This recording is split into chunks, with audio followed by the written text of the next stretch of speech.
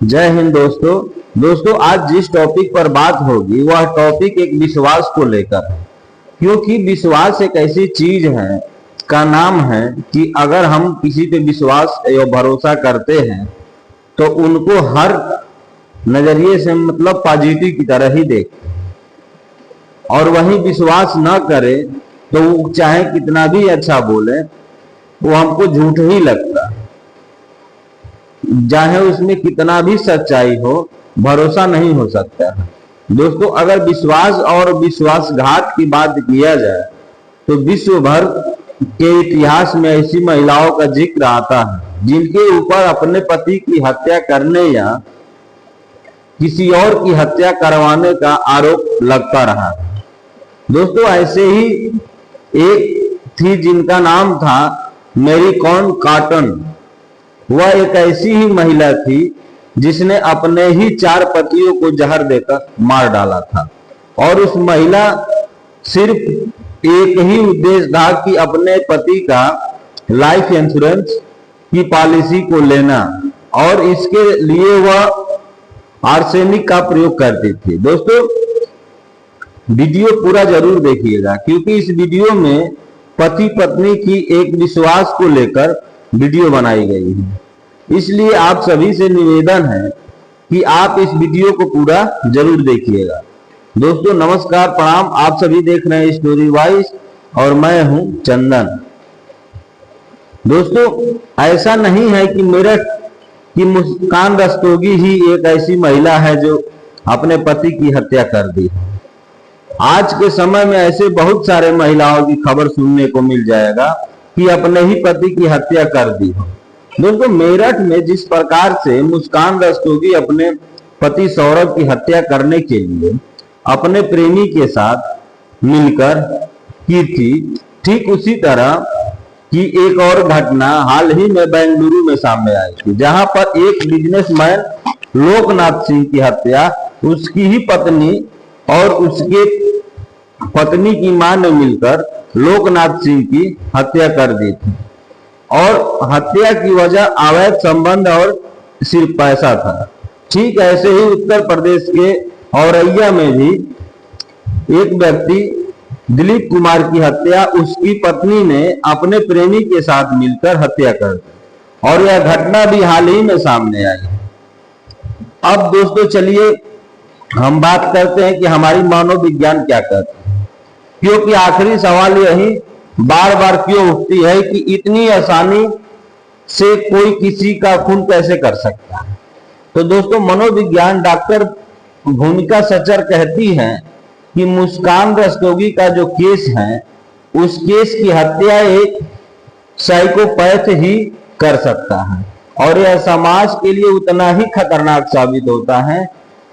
ठीक इसी तरह के घटना करने वाले लोगों को कड़ी से कड़ी सजा मिलनी चाहिए, क्योंकि साइकोपैथ एंटी सोशल एलिमेंट है, और जब वे कुछ करने को ठान लेते हैं तो उसको जल्दी से जल्दी उसे पूरा करने को सोचते हैं, क्योंकि उन्हें इसी तरह का महसूस होता है कि कोई व्यक्ति उनके हित के काम को लेकर उसके बीच में क्यों आ रहा है, इसलिए वे इस तरह की हरकत करते हैं। दोस्तों, हत्या में जिस तरह की बर्बरता एक महिला के द्वारा की गई है वह साबित करती है कि उस महिला के पास नैतिकता नाम की कोई चीज भी नहीं थी, और उस नैतिकता की चीज उस महिला के अंदर नहीं थी, और वह भावनाओं में एकदम परे थी। लेकिन कुछ लोग इस तरह के भी होते हैं कि बहुत ही तनाव भरा या डरावना जीवन जीते हैं, और उन्हें जब यह लगने लगता है कि अब उनके पास कोई जरिया नहीं बचा है, तब ही वे हत्या जैसी घटनाओं को अंजाम देने की कोशिश करते हैं।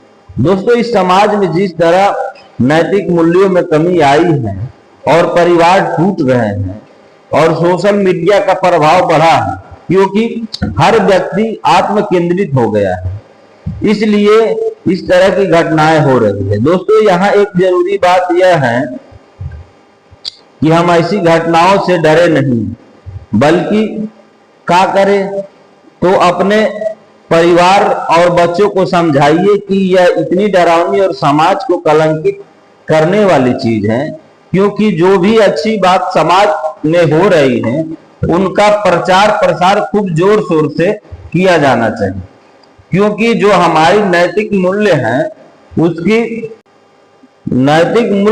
उसकी तो जानकारी जरूर दी जानी चाहिए। उसके बाद ही इस तरह की घटनाओं को रोका जा सकता है। अच्छा दोस्तों, अब सवाल उठता है कि आखिर एक औरत घर को संभाल करके घर को स्वर्ग बना देती है, तो फिर उसमें से कुछ औरतें आखिर किन परिस्थितियों में अपने ही पति की हत्या कर देती हैं।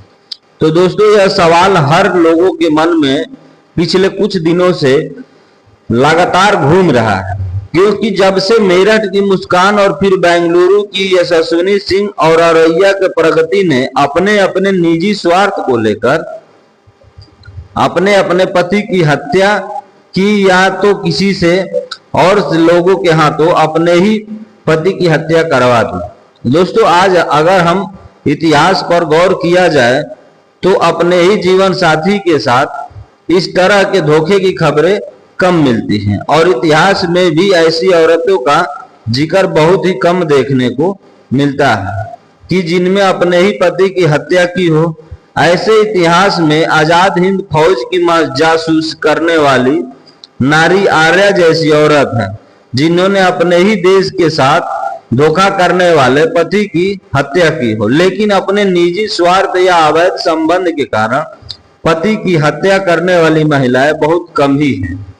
दोस्तों, अब सवाल है कि मुस्कान की तो 3 मार्च की रात को एक पत्नी ने अपने ही पति की हत्या जिस हैवानियत के साथ की, दोस्तों शादी दो परिवारों के बीच एक समझौते का परिणाम है, जिसकी वैधता को लेकर हिंदू रीति रिवाज को लेकर मान्यता है कि यह रिश्ता 7 जन्मों का है के साथ है। वैसे ही शादी में अगर कोई पत्नी इस तरह का काम करे तो यह जानने की इच्छा सबको होती है कि क्या इतिहास में भी इस तरह की कोई घटना हुई है या सिर्फ मुस्कान रस्तोगी ही पहली ऐसी महिला है। तो दोस्तों, सौरभ हत्याकांड में आरोपित मुस्कान और साहिल से मिलने के लिए शुक्रवार को जेल में सरकारी अधिवक्ता पहुंचे और दोनों ने अपने अपने अधिवक्ता को सौरभ हत्याकांड से अवगत कराया।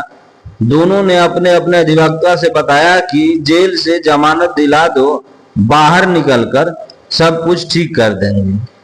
दोस्तों, ब्रह्मपुरी निवासी मुश्ताक रस्तोगी उर्फ सोबी ने 2016 में इंदिरा नगर निवासी सौरभ नाम के लड़के से प्रेम विवाह किया और 2019 में मुस्कान ने एक बेटी पीहू को जन्म दिया। इसी वर्ष मुस्कान से मुलाकात सहपाठी साहिल से हुई। मुस्कान और सौरभ के प्यार में साहिल की एंट्री होते ही बात तलाक तक सौरभ के साथ पहुंच गई। सौरभ लंदन चला गया और साहिल और मुस्कान एक दूसरे के करीब आ गए। अब दोस्तों, सवाल है कि प्यार क्या है? क्या प्यार ऐसे ही होता है कि जब चाहो जिसे चाहो प्यार करते रहो? ऐसा नहीं है दोस्तों, हमारे हिसाब से यह गलत है।